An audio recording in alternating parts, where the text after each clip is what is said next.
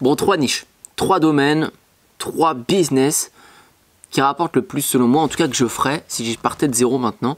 Je les connais, je les ai déjà fait et je sais que ça marche. J'espère que vous allez bien, bienvenue dans cette vidéo. Et aujourd'hui on va parler concret quoi, vous l'avez compris, on va parler de 3 business, 3 idées de niche qui sont bien rentables. Et vous le savez, pour cette petite durée de visionnage pour ce watch time de YouTube, la meilleure sera à la fin. Ne m'en voulez pas, c'est le jeu. Mais la première est très bien, ainsi que la seconde. Mais la troisième est celle que je préfère. Et vous comme moi, savez que vous n'avez pas envie d'en louper une seule, donc regardez bien la vidéo en entière. N'oubliez pas de liker et de vous abonner à cette foutue chaîne YouTube qu'on aime tant, j'espère. Peut-être. Moi je l'aime bien. Vous aussi, hein? Dites-le.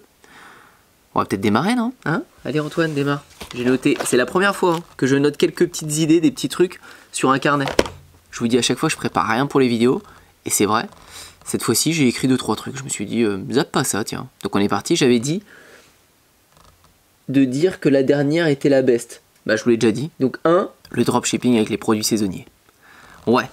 Le dropshipping, on connaît tous. J'ai commencé par ça. Il y a eu des tonnes de vidéos bien, pas bien dessus. Maintenant, vendre sans avoir de stock, que ce soit le fournisseur qui envoie directement au client, ça fonctionne. Ça, il n'y a pas à prouver quoi que ce soit. Des fois, il faut tester un peu trop de produits pour arriver à un truc sympa. Donc, si je voulais partir sur ce genre de business, je ferais du saisonnier. C'est-à-dire vraiment faire des produits quand c'est l'été, les climatiseurs, les moustiques commencent à arriver, un produit anti-moustique, des trucs comme ça, avec un mode de publicité qui serait du Google Shopping sur la recherche. On regarde ça ensemble. Vous voyez, anti-moustique, voilà, on arriverait directement sur tous ces produits-là, qui sont probablement des produits de dropshipping. Je sais pas si je clique là-dessus, ça donne quoi? Ouais, voilà, favori de discount, ça c'est sûr. Tous ces trucs-là, tous ces sites-là, ça va être du drop. Donc ça, c'est que des gens qui font des sites généralistes sur des produits saisonniers. Ça pourrait être une stratégie. Vous voyez, jeux, jouets, maison, entretien, santé, détente, jardin, bricolage. Vous avez toutes les thématiques, c'est un fourre-tout total. Parce qu'en fait, tous ces produits, ils les boostent en Google Shopping. Et ceux qui prennent le mieux, bah, après, ils gardent la pub uniquement ces produits-là, quand ils sont rentables. Sur Google Ads, vous pouvez voir les recherches. Donc vous allez sur l'outil de recherche des mots-clés sur Google Ads. Si je mets anti-moustique, on va voir nombre de recherches mensuelles, 18 000. C'est pas mal. Anti-moustique naturel, 6 000, 4 000. Ça, pour moi, c'est les recherches parfaites pour du Google Shopping. C'est pas trop ni pas assez, parce qu'en dessous de 5 000, 4 000, ça peut être un peu trop léger. Si vous voulez scaler, si vous voulez augmenter un peu votre budget, vous pourrez pas trop le faire. Là, il y a quand même une recherche pas trop mal. Bon, on voit que le pic de recherche, bien sûr, il est juin, juillet, août, et ça va commencer à prendre en mai. Donc on a la tendance. Là, on est au mois... on est à quel mois, putain? On est au mois de mars. Je suis largué. Mois de mars, on va arriver au mois d'avril. Vous voyez, ça va commencer à monter, monter, monter, monter. Donc, c'est toujours dans ces phases-là, un peu 1 ou 2 mois avant que la tendance elle pète, qu'il faut déjà être prêt, il faut déjà être en place. C'est une idée, hein. Je l'ai prise au pif. Et ça se trouve, vous allez essayer, ça va pas marcher. Vous avez votre boutique généraliste, vous testez un autre produit, et vous allez avoir des rentabilités. Essayez d'être juste un petit peu plus beau que tout cela là. Vous voyez, anti-moustique. Là, anti-moustique, si je clique sur lui, vous voyez toutes les pages produits. Vous voyez comment c'est fait. Là, il y a une petite vidéo de présentation, mais ça fait un peu fourre-tout, c'est le bordel. Essayez de faire un truc peut-être plus épuré, qui se démarque.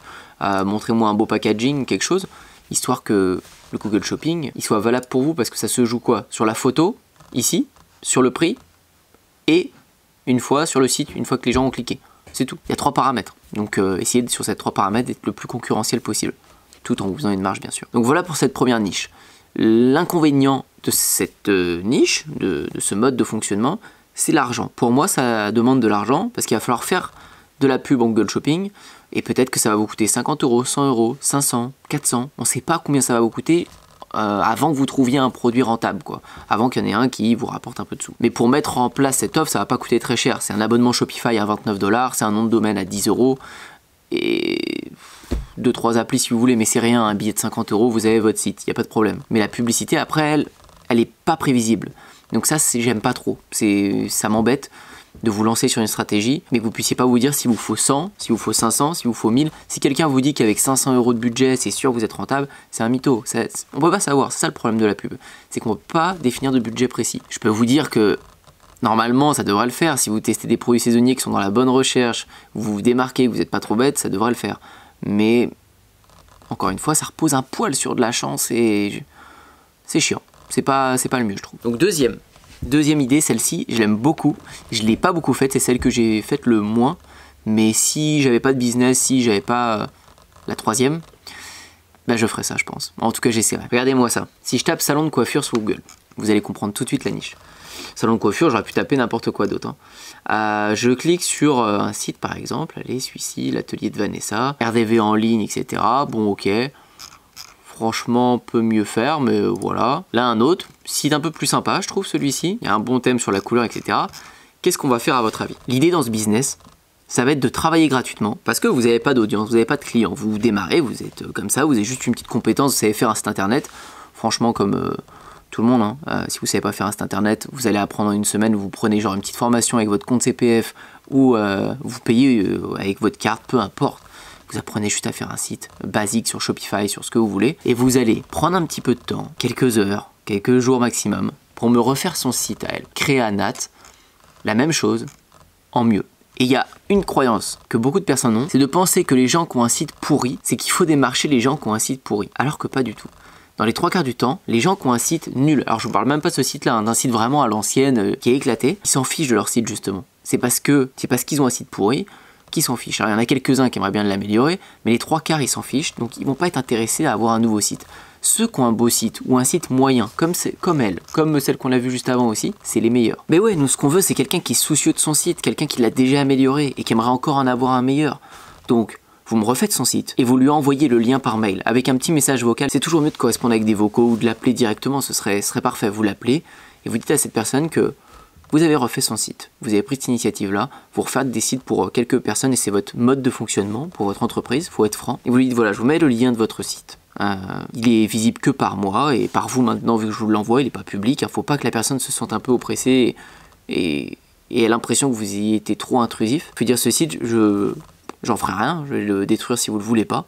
Mais par contre, je pense vraiment qui convertirait beaucoup mieux, qu'il attirerait plus de personnes, qui déciderait plein de personnes à l'achat, parce que voilà, et là vous pouvez vous vendre, parce que la personne voit le beau travail que vous avez fait, vous pouvez dire moi je suis vraiment expert dans ce domaine, dans la conversion, sur les sites internet, et c'est légitime en plus, avec un meilleur site, un meilleur processus, 2-3 applications sympas qui déclenchent l'urgence, ce serait valable pour elle, et pour vous ça va être valable parce que vous pouvez dire bah voilà, ce site moi je le fais à 1500 €, 1200 €, vous donnez votre prix. Si la personne ne veut pas, vous dites bon bah tant pis, c'est pas grave, je vais le détruire. Et tant pis. Mais en réalité, non, vous n'allez pas faire ça. En fait, vous avez un template, votre site, vous aurez utilisé un thème pour le faire, et vous aurez juste à changer les photos pour chaque personne. Dès que vous êtes rodé sur un thème qui est joli, bah vous changez les photos et vous passez à une deuxième entreprise, une troisième. Et à la fin, ça va vous prendre que 2-3 heures pour changer de site à chaque fois.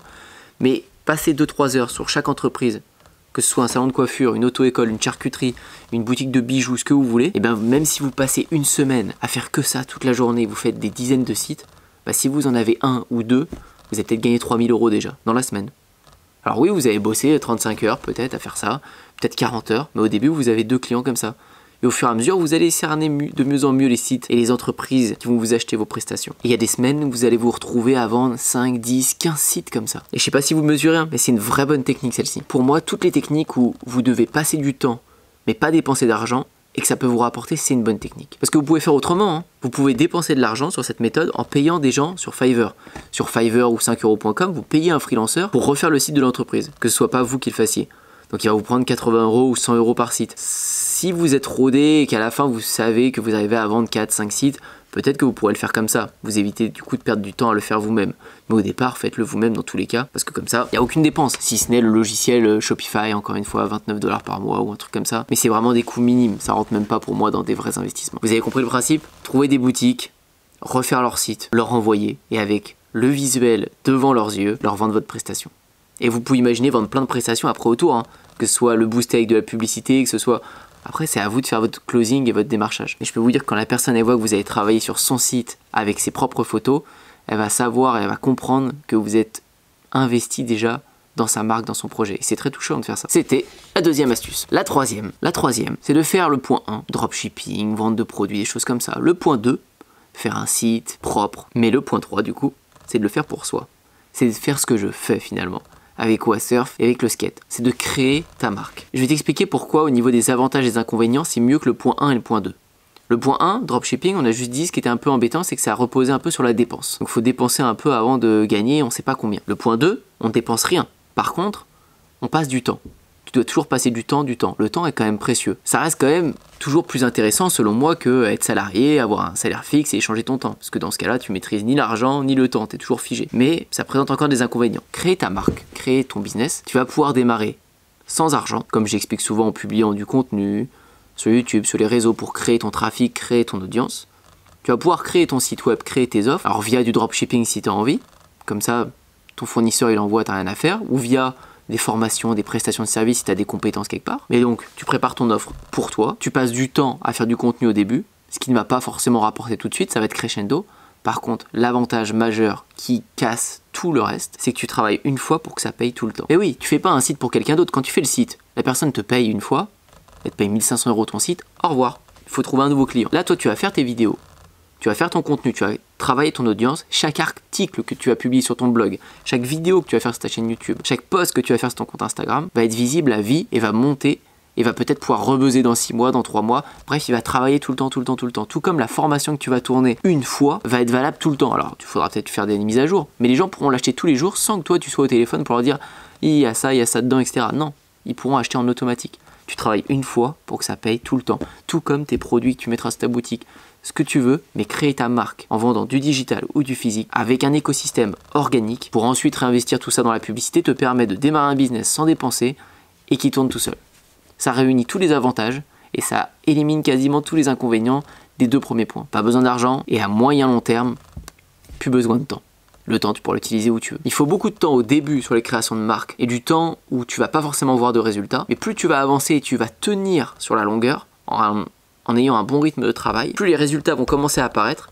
Et au moment où les résultats apparaissent, ça veut dire que ça tourne et du coup, toi, ton temps, tu peux commencer à le baisser. Tu n'as même plus besoin d'être aussi présent. Mais tes résultats vont continuer de monter parce que c'est ton travail du début qui va continuer à payer à vie. Et si en plus tu continues de travailler, bah, tu cherches pour t'emmener au ciel avec ce business. J'espère que vous comprenez l'idée. C'est vraiment ça que vous devez avoir en tête. Après voilà, je pense qu'il n'y a pas de meilleur point sur ces 3 idées de niche. Il faut que ça vous convienne, c'est tout. Il y en a qui vont kiffer faire des petites prestats de création de sites, des choses comme ça.